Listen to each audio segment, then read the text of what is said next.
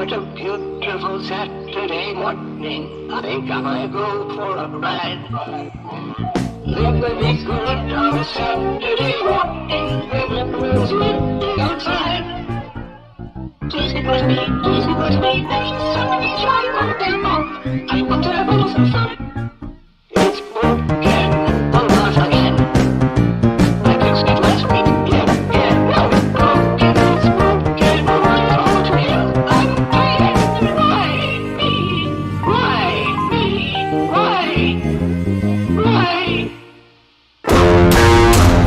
Don't dismantle your microwave oven. Gentle remove the screws on the bottom and take out the wooden plate. Just with me.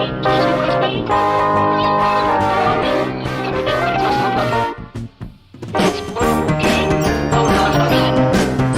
I fixed it last week, now it's broken, it's broken, all to you. I'm tired. Why me? Dismantle your microwave oven. Dismantle your microwave oven. Wave up, wave up, wave up, wave up, wave up, wave up,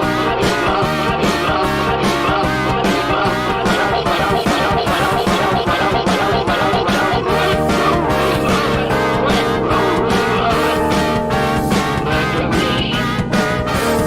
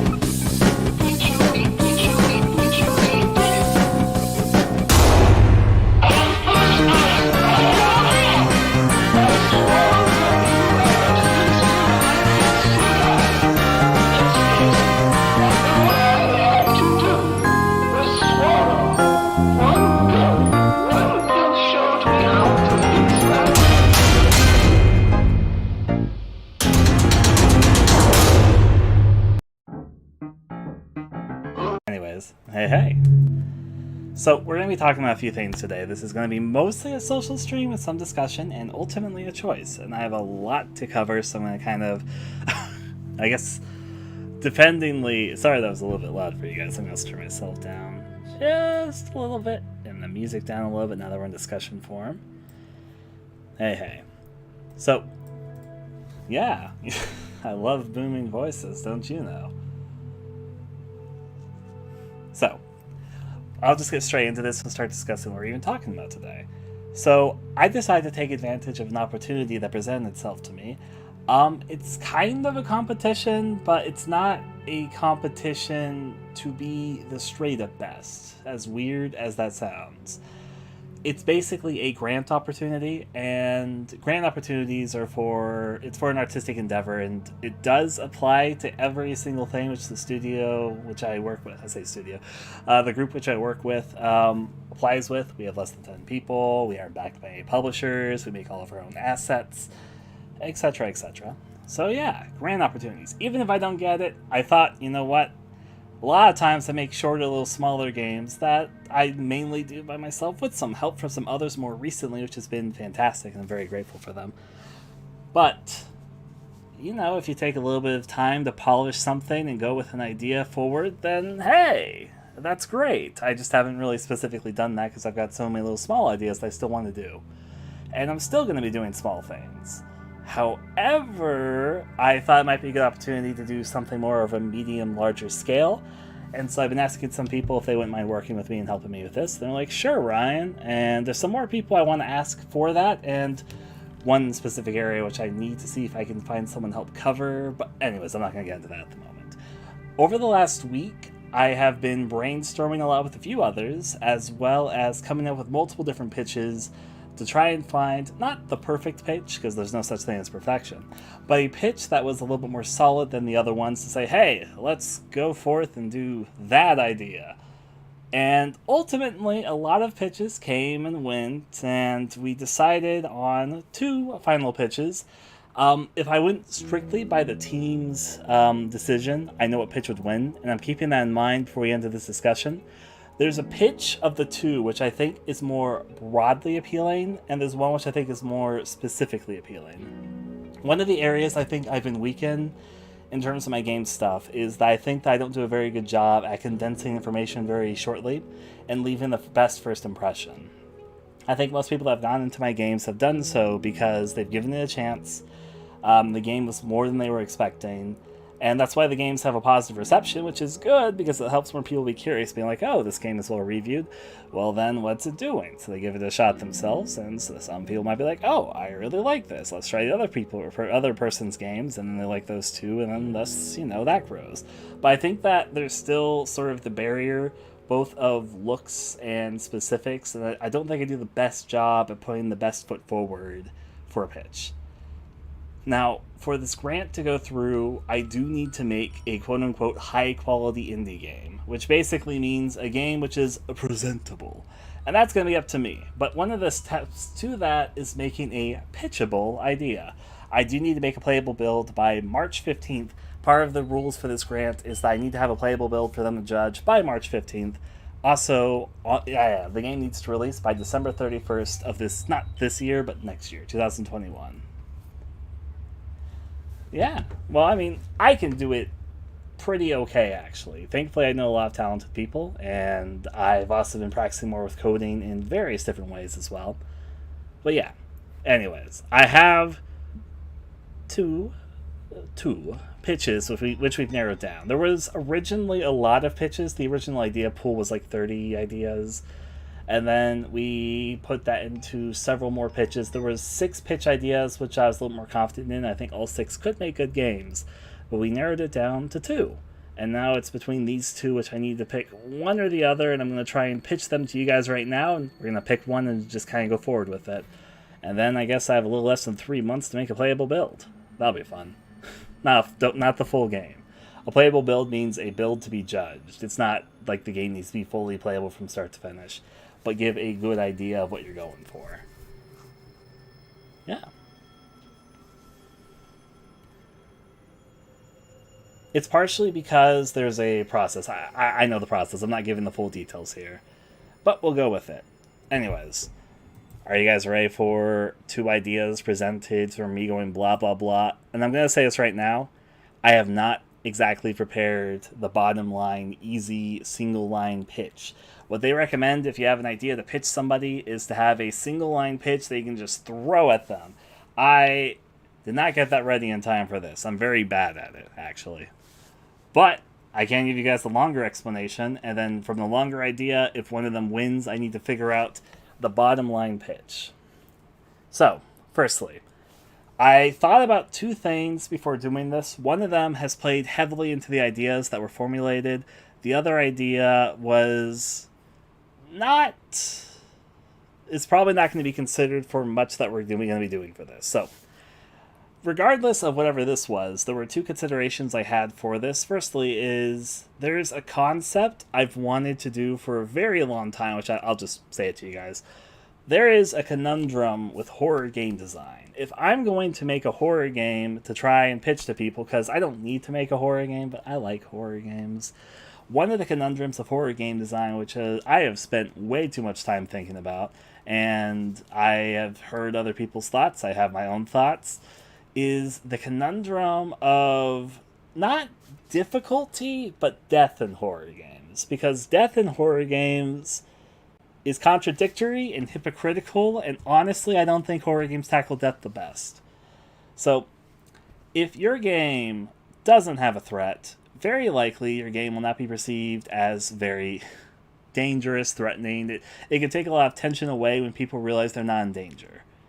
But there's a second side to this, which is if the penalty of death isn't too great, then the fear of death becomes less. In fact, in some cases, like if you have checkpoint systems, for example, it takes away from the frustration of dying, but it adds the difficulty of being like, oh, hey, death basically puts you in a better position. You have gained knowledge saying, hey, I know what's going to come. I'm going to repeat the sequence, and it sort of it takes away from the tension and the horror of the moment because you A, know what's coming up, and B, it's kind of a release from tension, and not to mention once you see the penalty for death, if it doesn't live up to sort of any expectations, it's just like, well, whatever, dying's nothing, so, But then also, if the penalty for death is too much, it becomes frustrating. Because then it's like, oh, fuck this, I don't want to, in Resident Evil, I guess I'll use, if you have the ink ribbons, you haven't saved in a while, you lose a lot of progress. But then also, there's difficulty with, it's a balance and a difficulty thing, which I don't think has been, there's not a single solution to this problem, but I think it's one of the biggest challenges that horror game design faces, is the consequence of death. Yeah. Trust me, I have a lot of ideas for this. I have spent more time than I like to admit thinking about this issue, talking about this issue with other people. There's all sorts of potential solutions. I have spent some time thinking, by some time, I mean I've spent hours and days. But I have an idea, which I'm not going to present fully here, but just know that one of the things at the heart of this, which I've been thinking about, which both of the concepts tackle, is the idea of consequential death. Also, I will say this the most upfront way I can. The reason why people haven't been super daring with death in horror games is because it has the serious risk to alienate an audience or frustrate them if the consequences are too high. And for making a marketable, good game and that wants to sell the most copies, you don't want to frustrate the players or make them feel like they're at a disadvantage for not playing too well, but, and I've given this a lot of thought of how to do it fairly and not unfairly. However, I am indie as hell. And damn what? I fucking love horror games. I've played so many of them. I've given so much thought on this particular topic that I'm gonna be the fucking idiot that tries to do a game that really challenges consequences of death and whatever to make it so that the fear of death is very present in the game and in a way that feels fair. Hopefully. That's, of course, the goal for doing good execution for whatever idea. And let me say this, I don't think there's a singular answer to this problem. I think it's an artistically challenging solution for mechanics versus design. And both of these ideas tackle it slightly differently, because I don't think there's a one-glove-fits-all sort of solution to this, but I do think that horror games, in general, need to think a little bit more about it. But I also think that currently the two major solutions you see in most horror games, but not all, is that you either have horror games that the threat is very minimal, or just non-existent, especially in short, little experimental slice horror games, and nothing against those. I love the current trend of PS1 retrographic 10 to 30 minute experimental narrative atmosphere-driven game. I've got nothing against those. I have enjoyed a number of them myself.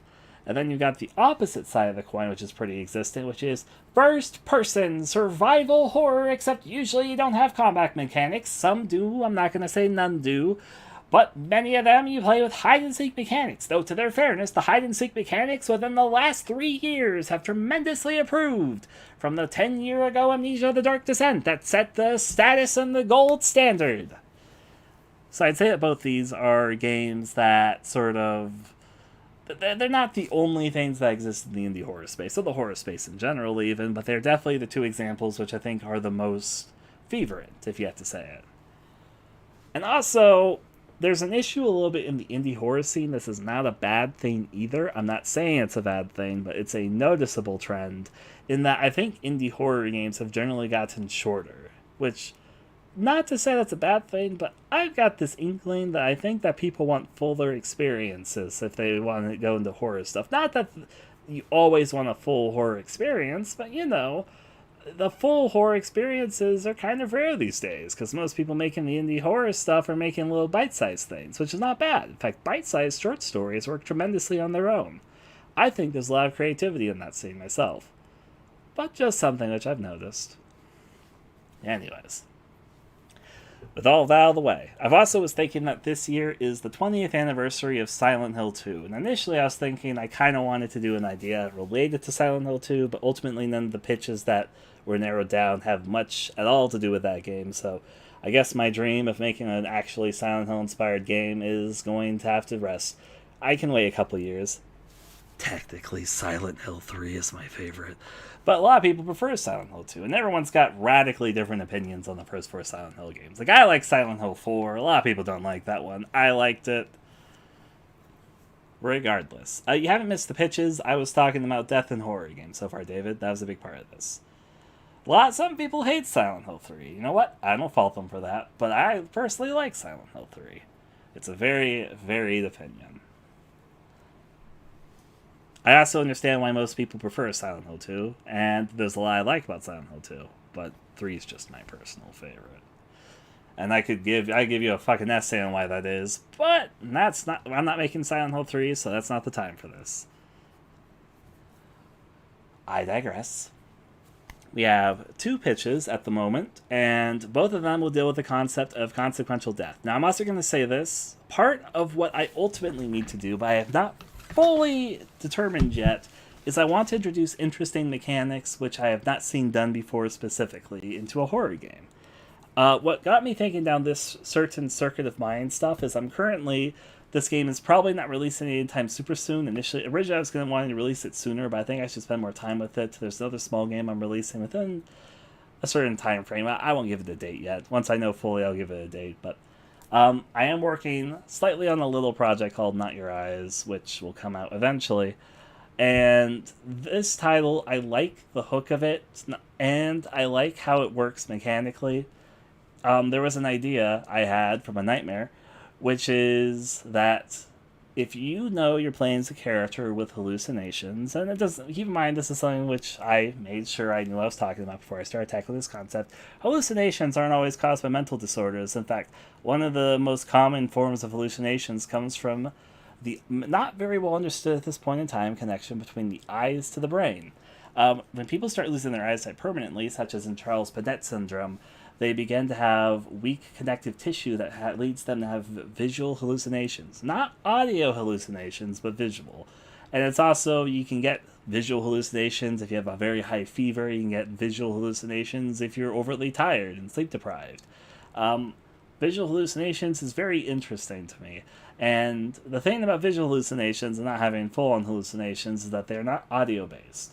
And so I was thinking, if you play as a character that you knew was suffering from visual hallucinations, and had a game with good audio design that then had it where hallucinations made not a noise, because they're just purely visual hallucinations, I think that'd be an interesting thing in a horror game scenario if you were under that from yourself, and then you see it, but you don't hear it, so it's probably not real, it's probably not there, and it's sort of the idea stretched from then. From that. That's not the pitch I'm sending to you guys right now, but thinking about that and realizing I've never actually seen a horror game that used audio design to dictate hallucinogenic type stuff. There's a lot of stuff which I still feel like is untapped in horror game design that has a lot of potential out there. And I haven't fully thought mechanically about either of these ideas yet, and I'm going to be upfront about that. I have mechanical ideas, but I don't have a full picture of it yet. Well, these pitches I would say are medium pitches at the moment, but since I'm pitching them to myself, whatever. These both are more conceptual pitches than they are mechanical pitches. If I was going to make a game design document, usually you do the opposite, where you make a mechanical pitch or a prototype before you make the design pitch. But we're going design pitch first, not mechanical pitch. Yeah. You talk about LSD Dream Emulator? Anyways, I'm now going to finally pitch the pitches. So, both of these, I'm hoping the word okay. I should have written myself a script and just read off of it at this point, but at the moment, this is not coming from any sort of script. I did write about these pitches before this, not like immediately before this, but since, I had to express the ideas to other people before you guys, I do have an idea kind of what to say, but at the same time, this is a little bit open. Now, there are 2 pitches, and I'm not going to say which one is which, but I think one of the pitches is a little bit more rough, a little bit more indie, and a little bit more artsy. And I think it has a more interesting initial hook But I also think if it was like in a market, it'd be a game that'd be a bit riskier to do. It's not that it's a bad pitch, and I like the idea a lot. In fact, it's the idea, if I left it to my team, this is the idea that would have won. They universally like this idea more. But I think that in terms of market, that's the one that would have a little bit of a harder time succeeding. And it's not that this was the other idea, which they also like too, and I like as well, which I think is more universally appealing. I think that if it was going to release in the market, it'd probably fare better than the other idea, unless the other idea ended up being really lucky. It does have more innately appealing things to it. And I'm not going to say which one is which, but maybe you'll be able to guess it once I sort of express both of them. Alright. Now, I'm going to do my best. This is the part where I have to not mess up. I'm going to take a sip of water before I start talking again. Where I have to express the ideas. So let's do this. You guys ready for pitches? You guys ready to listen to me blab for a little bit?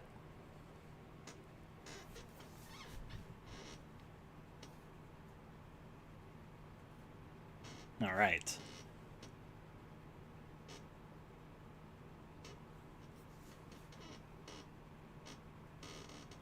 Alright, let's do this then. Pitch 1.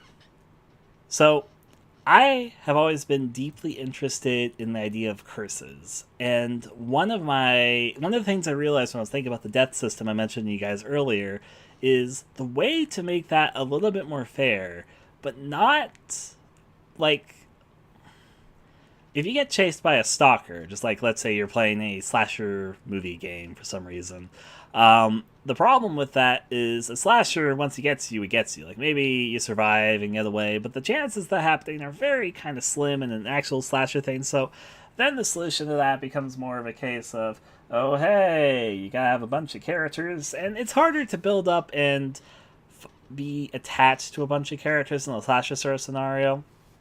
And I also think that ultimately almost becomes more like a roguelike session. One of the solutions to death is the idea of permadeath, but permadeath in, for example, roguelikes, I don't think it can add to the horror, but I don't think it's the ultimate solution. Not saying that's not a solution. I think it can work actually pretty well. It's just not what I want to go for. But curses have a lot of potential. Curses have existed in horror games, but I don't think they've ever been mechanically introduced. The idea of a curse does stem from a lot of horror ideas that have existed for a long time. Old urban legends, folk stories, all that fun stuff.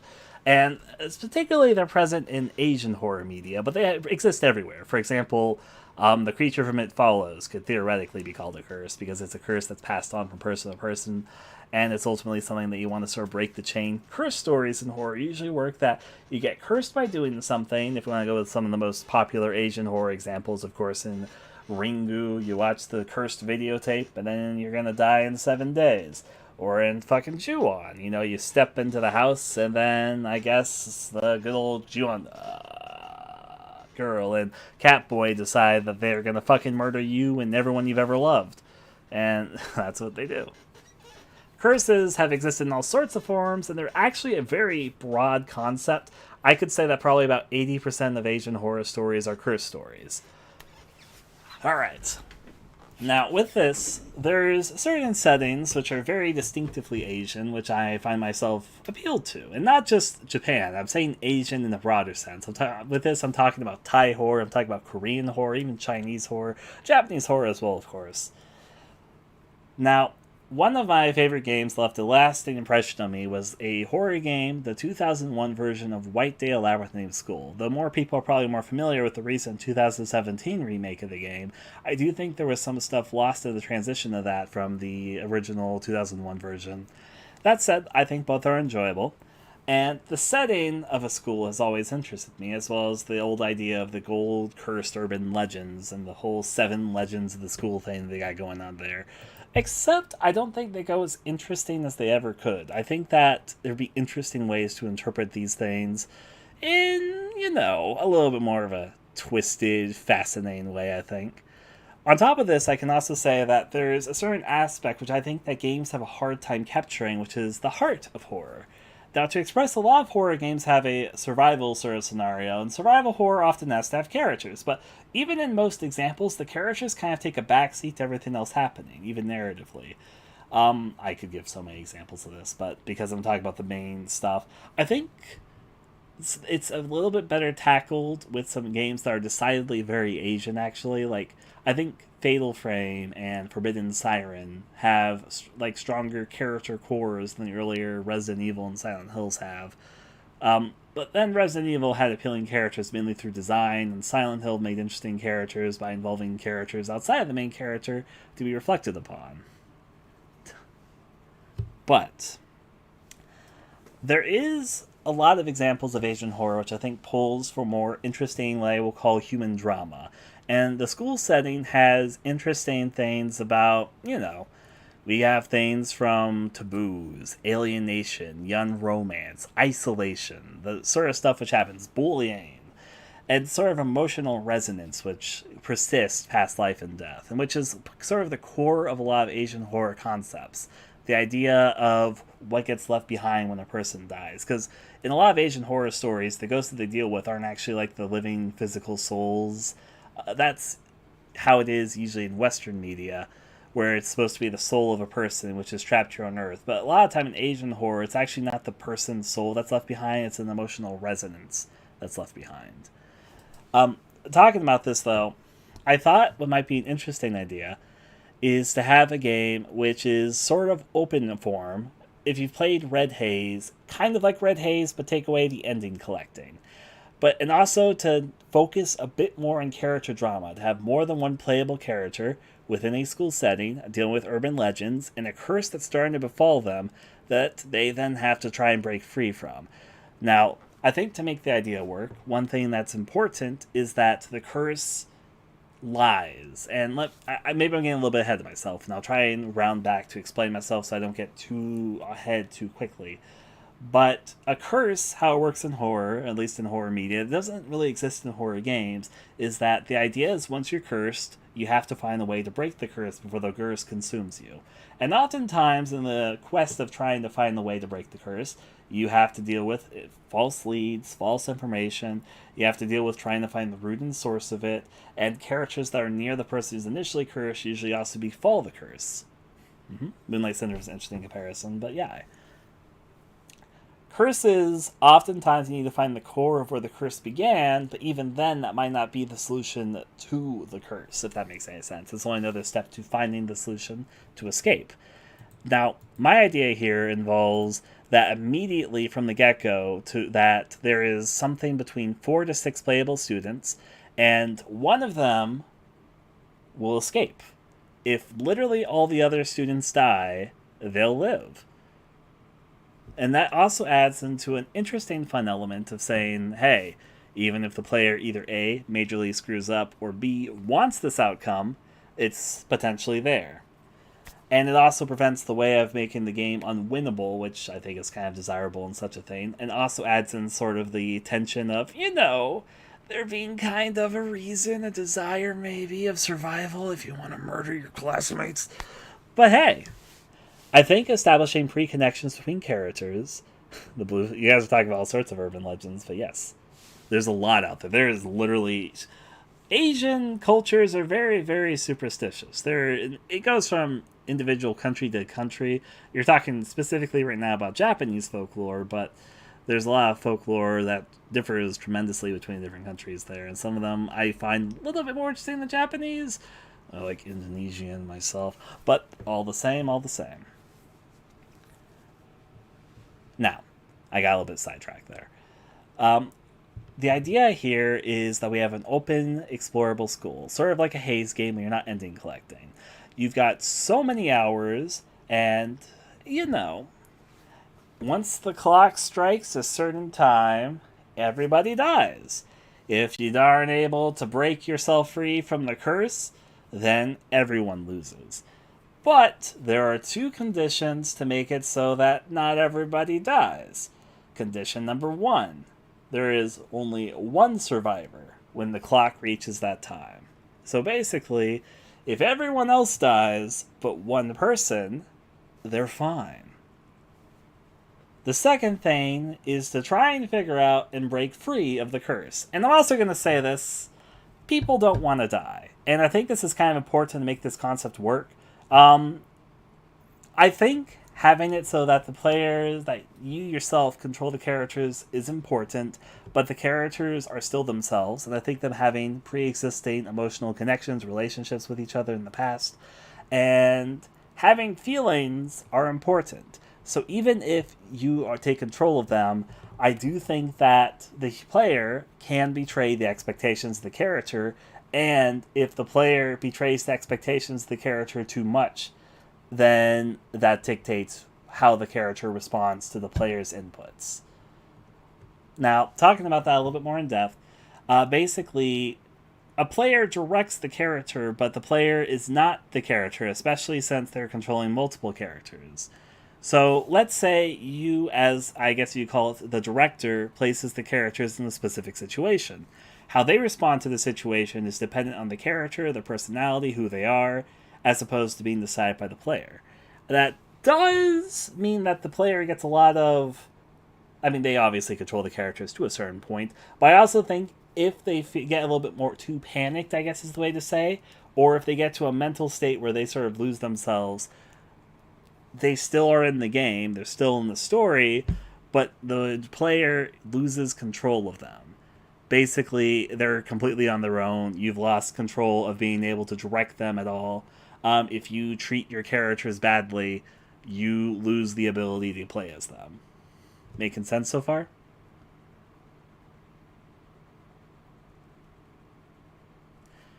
Following that up, I also will say that I think I want to tell a tragedy, which is to say, a lot of Asian horror stories, part of the appeal to them, I think, is the innately human element to them.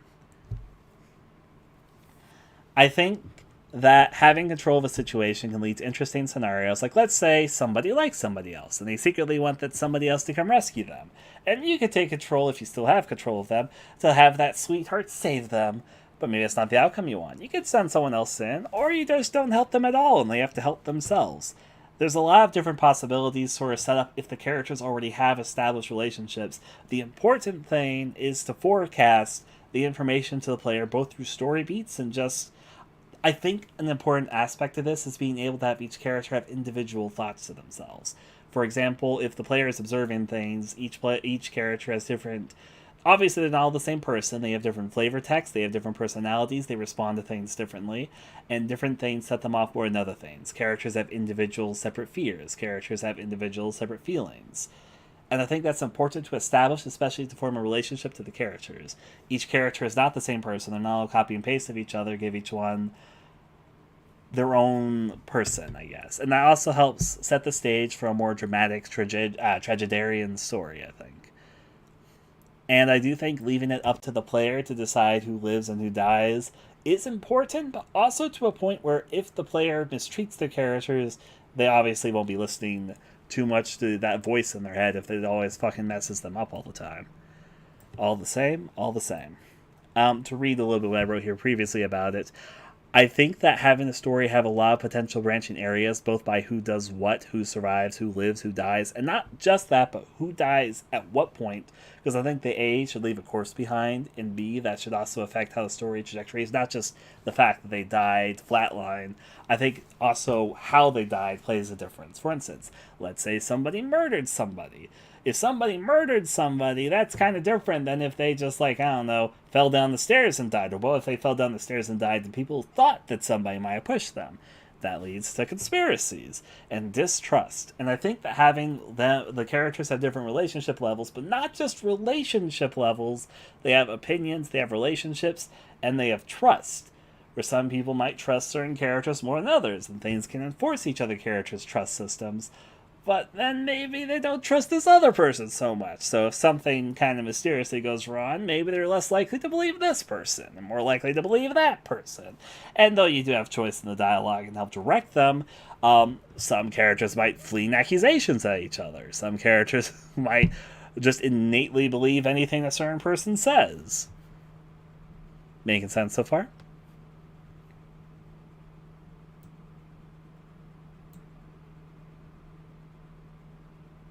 I think having a game like this works does mean that either everyone or no one can die in every possibility that can happen. Keeping the game world to a sizable location, like a school, and having it set by an hour system so that you sort of know how the flow of events works, and coming up with a very complex chart of every possibility, and a lot of testing, but thankfully probably have a lot of people that can help with testing, are kind of the keys to make this idea work. The final key to this puzzle is that you have to make the game interesting.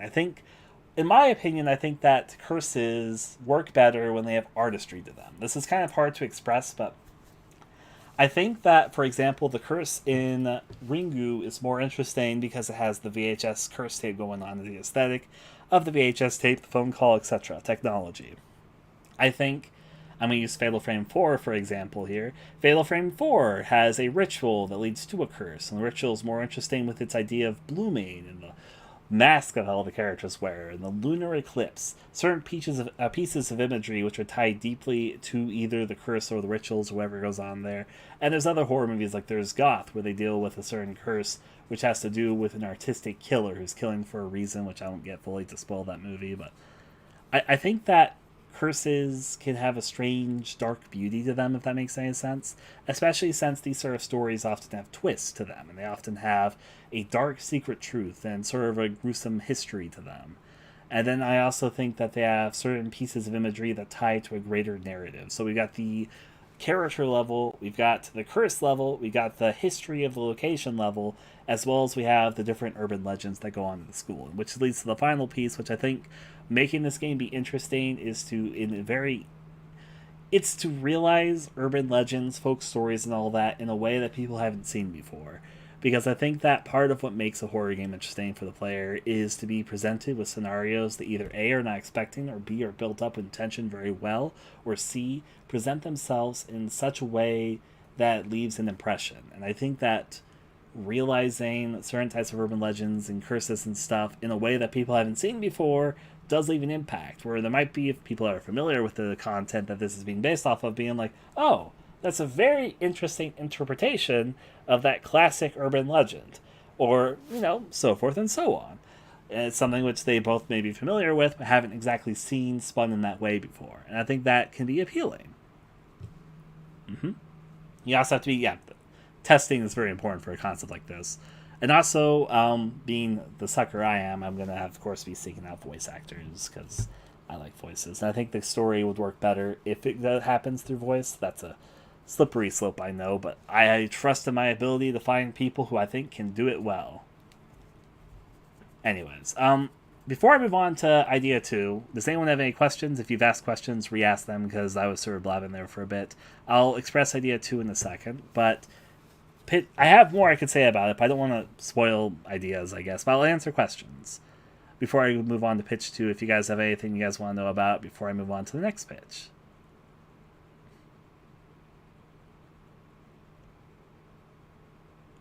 We're not making Fatal Frame, Steven.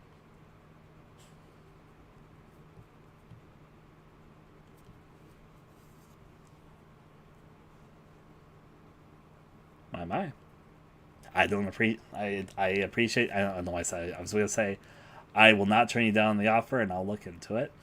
Steven, I'm not going to answer about Fatal Frame. The fun of it. Making appealing characters, but complicated characters. Let me say this. I'll be upfront about this. If there was a singular source of inspiration I would probably take to look at the character drama of this, I would probably say would be the Whispering Corridor films. I know you're saying Fatal Frame at the moment, and Fatal Frame's good, but if I had to say a singular inspiration, which I'd probably be taking for this game, it'd be White Day, A Labyrinth Named School, and the Whispering Corridor films. But yeah. I mean, help is appreciated, so yeah.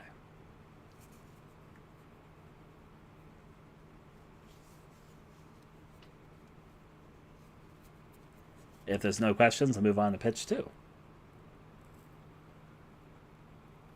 Alright. I'm going to give it a moment just to make sure that nobody has any questions, and then after that I will go on to submitting the pitch for the second one. Alright. Everyone understand the school pitch?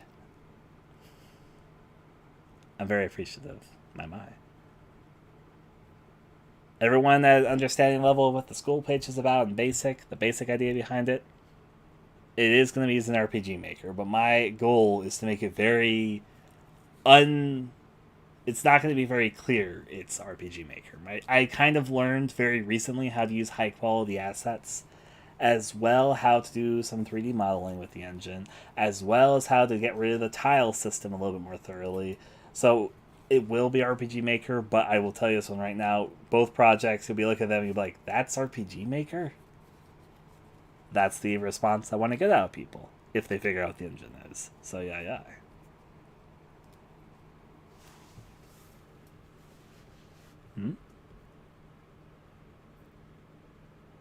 Steven relayed to the pitch. And that's okay.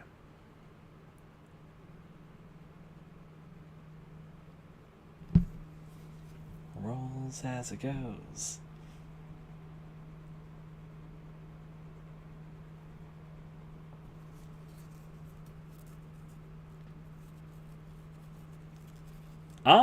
At the moment, there's no script to even audition for, but yeah, I guess I'll openly mention on stuff when I'm looking for character stuff. I guess the easiest way is just follow the Discord, but also the Twitter works well. If you don't know what the Twitter or the Discord is, I can link both. If you want a link, just ask and I will. Now let's see. Alright. So I think that's all the questions there. Hopefully I expressed that pitch well. I'm hoping I did an okay job, because I'm going to express the second pitch now. Okay.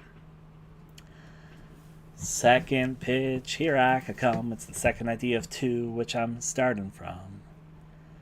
So in the second pitch, you are a guinea pig within a testing facility. You're tasked with things from an intercom to complete every day. The intercom tells you things to do, and at the beginning, they're easy. You have an entrance exam that you have to pass before you get a job in a factory. At the moment, you wake up in this scenario, and even though you're in a facility and there's a lot of space, you're maybe the only person in the area that you're at. You don't see anyone else. A voice does talk to you on the intercom, and there is someone who talks to you in your room every night. Not through a voice, though. There's a notepad that you and they pass through a wall, a little crack in the wall, every night. You try to peer in and see if anyone's there, but you don't see anything.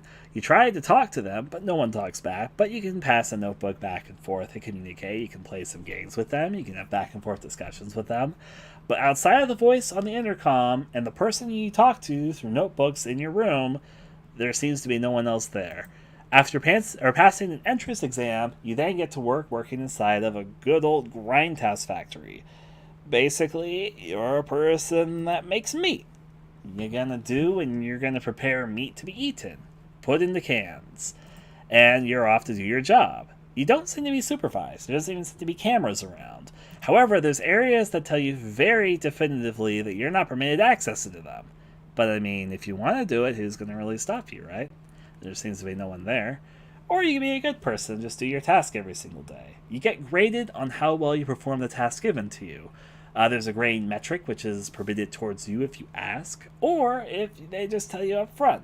And if you grade well, you seem to get a little more leeway. They give you a little bit more food. They trust you with some more tasks than they did before. If you do poorly, they only trust you with very specific tasks to do every day. And maybe they're a little bit harsher with you. Maybe they'll just belittle you a little bit more. You get graded. You do what you can. You either do good or you don't. Now, there's something a little weird about all of this, though. This whole facility kind of is strange. Just a little strange. Not a whole lot strange. Outside of the fact that you're alone, and then outside of the fact that there's areas they tell you they don't want you to go, it's kind of weird in the first place. They're giving you tasks to do in the first place, obviously. There's also a survey at the end of every single day. And they ask you questions, and they start off relatively normal. But they start asking very weird, very specific things. So some of them are just kind of like, why do you want to know that? What are you trying to get from me? I guess examples I could give in this case is, do you sweat from your feet? I don't know, do you sweat from your feet? They start asking questions like, were you obeying the rules? Or did you break them a little bit? I don't know. Were you being a little bit shifty, a little bit shady? Are you going to tell them that? And they just want your honest answers. At least that's what they tell you. But can you believe them? And there's also, I guess the way to express this is that there's something a little bit... How do you know if they're punishing you or if this is just to be expected? For instance, if they start giving you less food so you get a little bit more fatigued, is that just because there's less food to give around, or are they punishing you? Did you see your food move just a little bit, or was that just your imagination? Do you do your jobs, or if you don't do your job, will they even know if you don't do your job? You can try, you can find out. I don't want to give too much away, and this is the concept that's a little bit hard to talk about without saying what leads to stuff, but the idea here is that there's multiple layers to this, and that there's multiple things that the player can do in the more controlled environment. That there's more to unearth, but what's unearthed is a little bit more up to the player because it's their own experience. I want the idea that they're in an environment, they're told what to do, how much they listen is up to them, but every choice has weight, and that every little thing, and this game has to be full of little things to work, has some sort of payoff, or leads to more questions, or leads to more possibilities, is the way I should word it. So, various things may develop, and various things could go down. I mean, what if you start getting a little frisky with the next door neighbor? Or what if you push buttons the wrong way and ask too many personal questions or say something that offends them and you get into a fight with them? I mean, the only person you have a direct connection to that you can write back and forth in a notebook, even if you don't know what they look like or you know what they sound like. And the intercom talks to you, but they don't talk with you, they talk at you.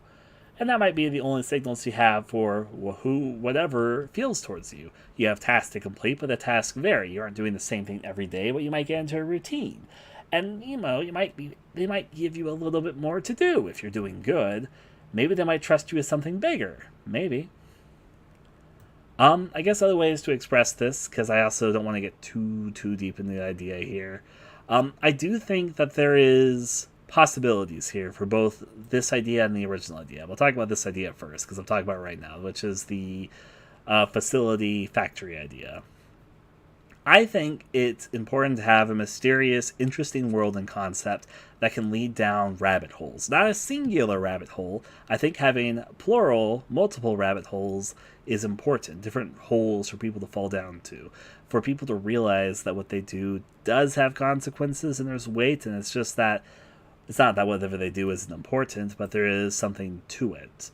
And trying to think about letting the player know upfront what they have to do, which has to do somewhat with the entrance exam before they fully are let loose to do what they want to, really. I think that or plotting out the potential layers of discovery, mysteries, twists, and etc. will be the one to make or break this idea. There's obviously atmosphere is going to be super important in this one. Lots and lots of small details, things for the player to pick up on. Also keeping the activities very interesting. I do think routine is important for this, but you don't want to make it too mundane. Or at least if it's mundane, you want it to make it interestingly mundane, if that makes sense. Think about how to turn certain mundane activities into interesting little mechanics to explore. With that, I think that there's a strong initial hook, but the important thing is to keep the mystery very alive and to lead to places the player may not expect.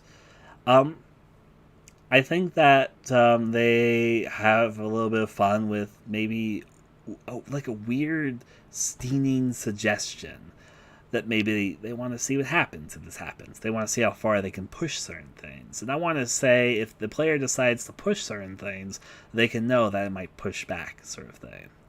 I said sort of thing kind of weirdly there, but basically, if you want to push some buttons, if you want to see how much you can get away with, I want to make sure that the player knows the game will push back. Now then. Or maybe the player will do something they don't think the game knows is a choice, but it knows it's a choice, if that makes sense. So the player might think that they're particularly clever about something, but something is one step ahead of them. Alright.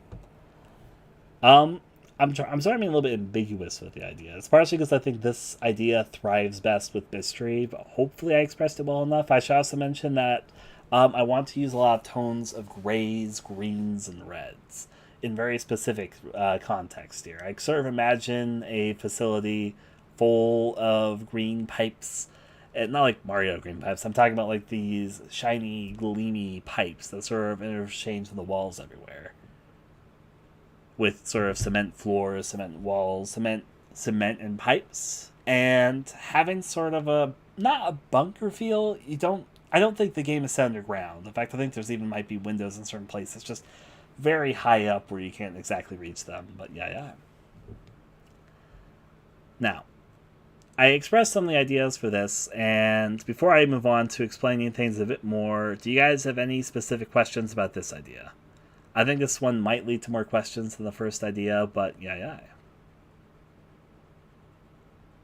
I left it a little more vague, which I think has part to do with it. But I'll answer questions that I feel like I can answer, and yeah, if you guys want to understand something better. Because I feel like I might have explained this one a bit less than the first concept, conceptually.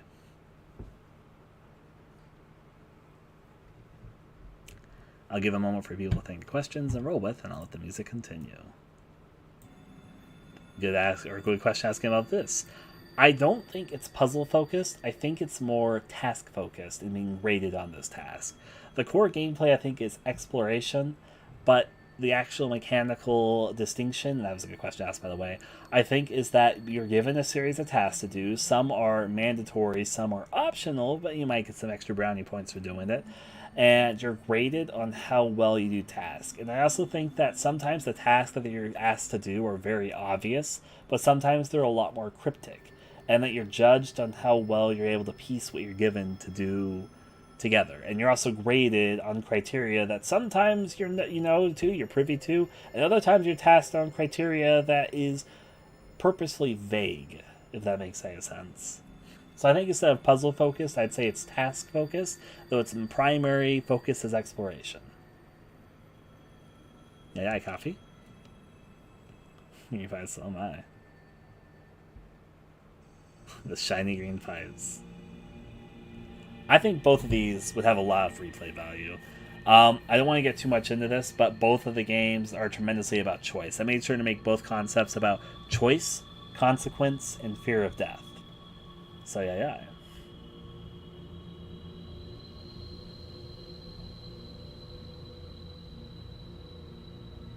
I think both could make very interesting games.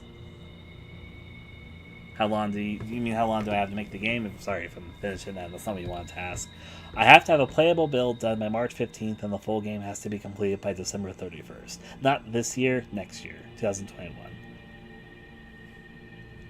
Now, keep those votes to yourselves for a second.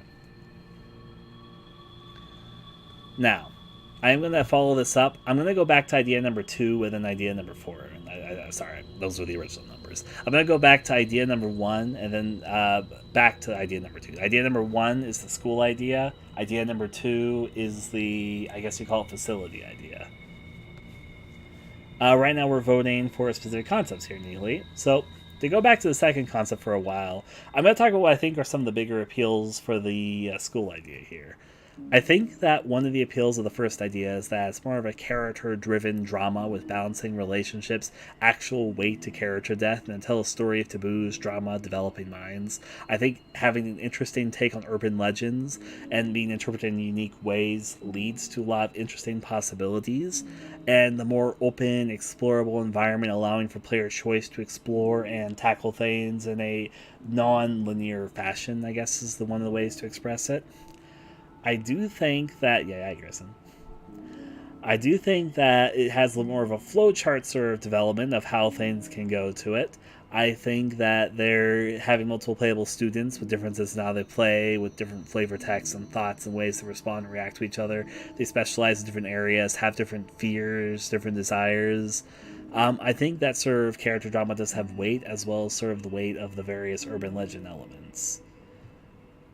Rolling with that as well, I think that there should be an easy way out, and there should be interesting narrative stuff. I think to make Asian horror work well, you need an interesting human story behind it, and a story that's full of twists and things that the people will not be expecting. But also being a video game will have some playability to what's present there, so yeah.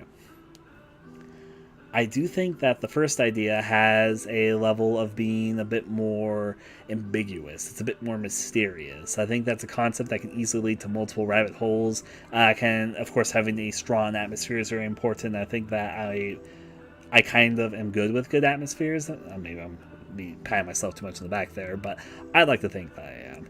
It's a little bit more slow burn, but I think that it provides interesting, more direct ideas of how to play the system, if that makes any sense, for choices. I think partially because you're more, in some ways, being more restrained makes the choices a little bit more immediately apparent, if that makes any sense. And I think as a good initial hook, and to make sure that the rabbit holes that people can fall down are interesting. Yeah. Oh yeah, the second idea I think is more mysterious. I think both have interesting possibilities, though. I do add things to whip folders. See if it comes up again. Is there anything about either idea which I can answer? Because otherwise I'm probably going to ask for you guys' opinions. I kind of know the opinions of my team. And yeah. Hopefully I did both of them justice in my... I should have written the script ahead of time, but I don't want to ramble too much about them at the moment. If I can answer any questions, if you're on the positive, I am now following people's votes. I'm not taking it strictly as a vote, but I'm seeing which one interests after me trying to explain it in words here. I do need to come up with the low-line pitch to both of them, though. That is true. The first idea would probably have more diverse gameplay, especially since they can have more fun with the idea. The second idea, which is the facility idea, has a lot more mystery propulsion. Well, I think that the first idea has more interesting gameplay possibility. Second idea is fine, it's done. One question I have is... Oh. Yep. Running with a good old RPG Maker, but to not make it feel like RPG Maker. So, to answer the starting tasking, that's a good question. I've actually thought about this a little bit already, so I can sort of answer it. I wanted to start really, really simple. Part of the theme of the second game is just a feeling of dehumanization. And some of the tasks at the very, very beginning, like this is before you even take the entry exam and before you're even allowed to work. I think before you get started, you're given things almost like you're an animal more than you're a person. Where they see if you're able to be trusted with food, trusted with tools. They see your capacity for intelligence. That makes sense? Yeah.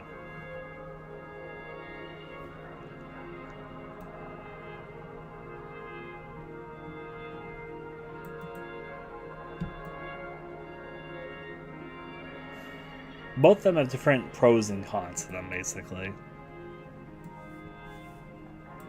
Going with the second one for Brevity Rogue. I think both could go interesting directions.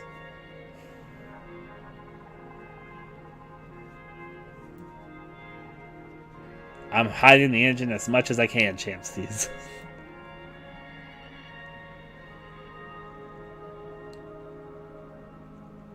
My.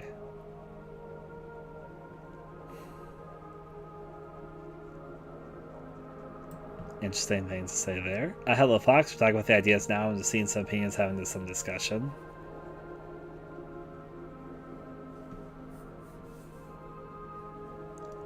See, Steven, I sat here for a long time before this. There were other game ideas that were not just these two. We narrowed a lot of decisions, a lot of things down. I almost want to talk about some of the other ideas because they were pretty interesting, but I think these were the two best ones. Especially for what this is for.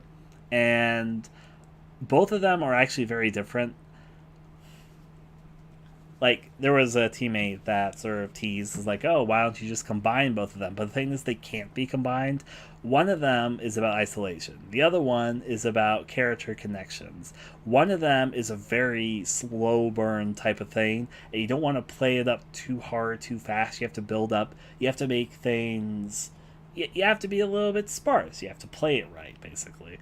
While with the first idea, with the school idea, I think you have to make things interesting, unexpected. You want to have interestingly varied scenarios that you find yourself in. Does that make sense? So you can't really mix the two of them, and I like both of them, but they both are trying to be very, very different things, which I think makes it so I'm having a hard time picking between the two of them because I think they both have very interesting possibilities.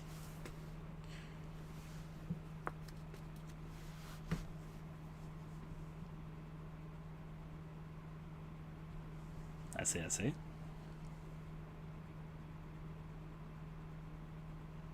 I'm willing to tackle either of these. These were not the biggest contests, and I know I believe in myself in being able to complete either of these within a year and have a playable build with it in a little bit less than 3 months. So yeah, yeah.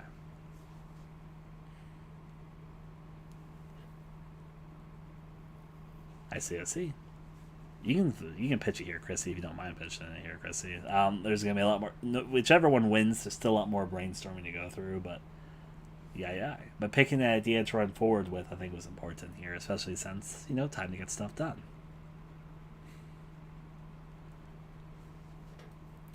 Can I say one of my personal thoughts in a broader sense? I guess, like I mentioned before all this, I thought that one of them would be more genuinely appealing, and the other one was a little bit more art house and more experimental and indie, but has a good initial hook, I think. The school idea, I think, is more innately appealing. Let me sort of explain why. People like characters. To make the second idea work, I think you need really interesting characters, both interestingly designed characters and characters that have a lot of personality. And I think also putting them in a way with interesting monsters in an interestingly real school setting. I'm calling it a school, but I'm going to say this right now. The setting, it's going to get a little weird. It's going to get a little interesting. And I think that one has the better appeal to sell to a broader market audience. Because I think that's the concept that has the. People like characters, people like narratives, people like games with choices and consequences, and I think this one has a human element to its choices and consequences, which I think will probably stick with a lot of players. And I think that there's more appeal in seeing twisted, interesting monsters and likable, interestingly designed characters with complex personalities, which I think is more innately appealing. I feel like that game could probably do pretty well. In fact, I'm almost mighty positive out of any game I've released to be the most popular one I've released so far. The second idea, I think, is a little more artistic. It's a little more indie. I think it's got a good initial hook. It's got a good mystery. It's more slow burn, and I feel like because it's going for more of a standardized, not standardized, but going for a more grounded aesthetic, and the fact that the characters, there's only like a sole character that you see for a long while, that stands. That's a little bit of a harder general sell, but then it can go in so many interesting directions, and there's a lot which is possible with the idea, I guess is what you can say. I don't want to get too much of where I want it to go, but I think that it leads to a greater sense of mystery, and I do think in the right circumstance it could be the one that might stick with players longer, if that makes any sense.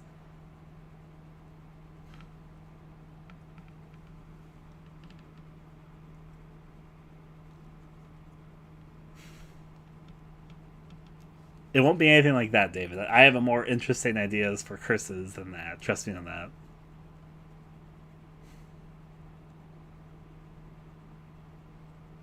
Hey there, Rinks. You're awake. Well, no, I guess this is a good time for you to wake up. It's all the same. Right now, I was saying out some pitches for the thing I was going to tell you about a little bit later.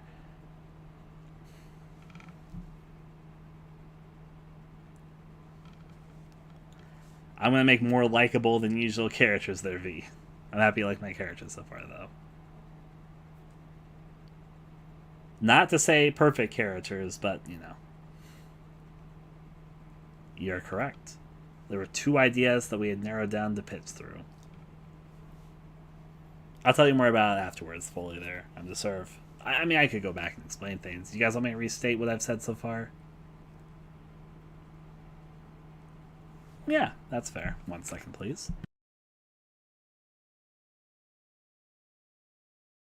Okay.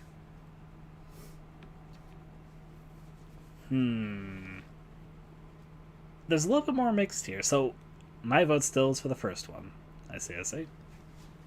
hearing my explanation a bit for both, and again, I can answer any questions or anything.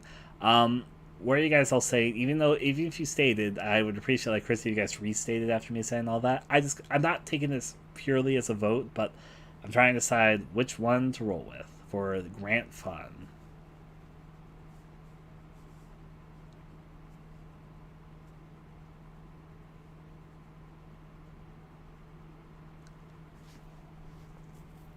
I guess to say this, call number one the school idea, or you call it number one or school, and I'll know what you're talking about. Number two or facility for the second idea, and I'll know what you're talking about. Still leaning to the second idea there, David? Works well enough for me.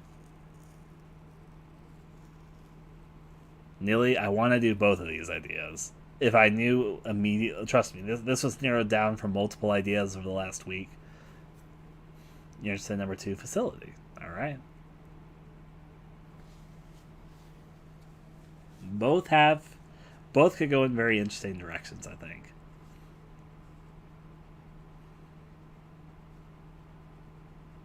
Those are both fair points to say there, Colin. I do think both these ideas can be done within a year, though. I will say that. You're more there for two there, Neely. Number two does have more potential as an artistic game. Oh, Colin. You're into the second idea there, Pineapple. Alright, alright.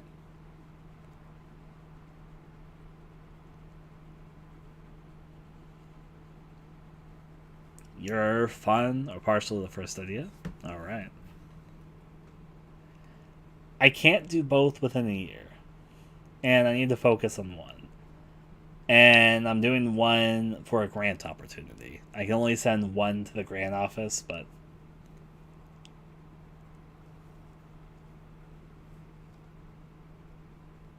I see.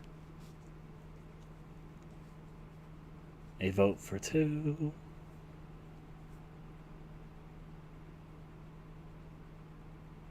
Yeah, a grant opportunity rings.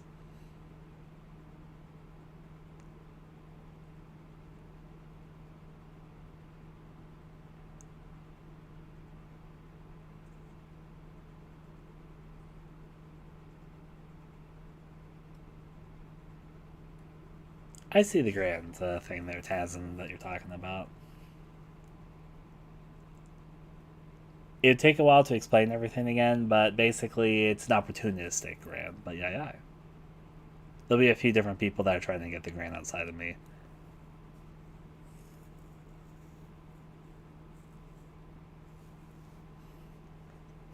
There is 20 games from a pool that will be selected, and I know the criteria for them.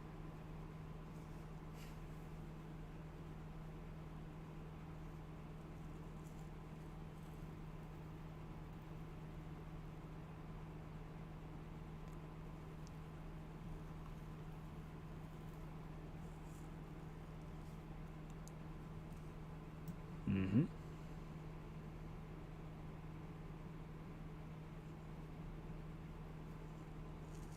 I see. Part of both concepts. Let me also clarify this. One of the things I'm going for with both concepts is to make sure that it's not like, oh no, I messed up, let me reload my save. Both of these concepts, I want there to be very controlled, there's no takebacks. I want to add to the consequence, not being like, oh, I can undo what I've done. Both, whatever concept we're doing, both of them, a big part of it will be choice, consequence, and fear of death. Making sense? No take me backs. At least no easy ones.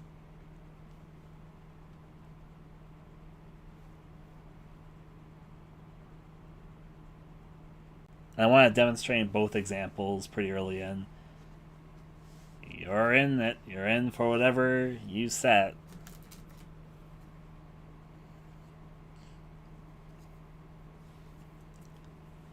Making sure that players know up front that there's no takebacks is going to be important as well, but part of the fun.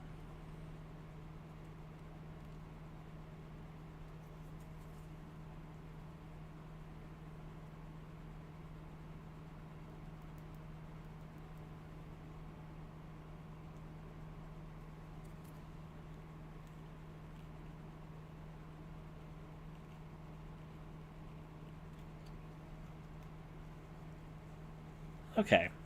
I will say this, going by pure votes, number 2 does win. And also, number 2 was the one that had all my... that the people that I had asked before this had all said they were more interested in. That makes sense, and that's okay. I'm going to feel a little bit sad for 1. I do think 1 would have maybe markedly done more, or done better, but hey, number 2 is interesting. I was interested in either one. If I knew which one I was going to do, I would have just said so beforehand. I'm going to be a little bit sad to see 1 go, but I think it is pretty clear from all this that number 2 is the one which is the winner, if we're going by pure vote stuff. And I do see the appeals to doing that one here. Number 2 was what won before I held the poll from the people I asked. Number 1 will have its own time. So we're not going with school fun, we're going with factory fun, which is fine. I will say that in some ways, number 2 is a little bit easier to do than number 1 was. Not in every aspect. There's some aspects that are harder, but number 2, the hardest parts was going to be the character designs, finding fitting voices for them, and making interesting character sprites for them. In number 2, there's only like 1 character you see for a very long portion of the game. So, you know, another time. Though there are some aspects of number 2 which I think, or number 1, which I think would have been easier than number 2. Particularly, I think that there's some aspects to a certain design that would have been interesting and a little bit easier to pull off than number 2. One of the more challenging areas is to make things interesting. Number 1 had more character design opportunities because we needed multiple characters, multiple interpretations of urban legends. While with number 2, there's a lot more world design that we're doing than character design, if that makes sense. The character design is present, so yeah.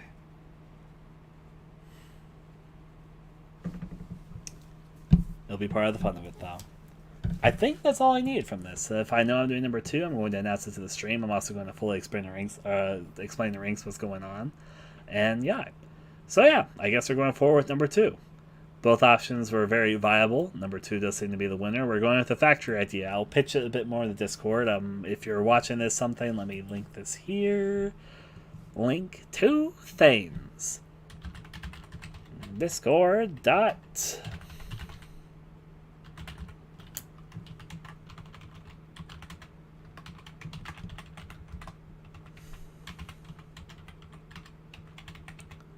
Again, a link for people that don't have access to Discord right now. There is the link to the Gameworks Discord. Limitation does incur creativity. I agree with you, and both these ideas are limited in interesting ways. And there is the Gameworks Twitter. I will announce on both of those. The Twitter one will be a little bit shorter of an explanation than the Discord one. But it'll be part of the fun. So yeah, we're going to go with number 2, the factory idea. Thank you guys for helping me come to this conclusion. It does actually help a lot, especially since now I know what to do and what to get a playable build done in less than 3 months here. I guess next is to just fully, brainstorm out the idea a little bit more and then just go right with it, or go right to it. There's a few team members to select, but I think I've got a good amount of people for what needs to be done. Also, since I'm going to be the one handling the sound design and the music, I need to start thinking about what sort of music I'm going to make for it. All the fun, all the fun. Until next time, I shall bid adieu to all of you. Thank you all for the help. It does help tremendously, actually. And talk with you all soon. Adieu. Also, here's the song.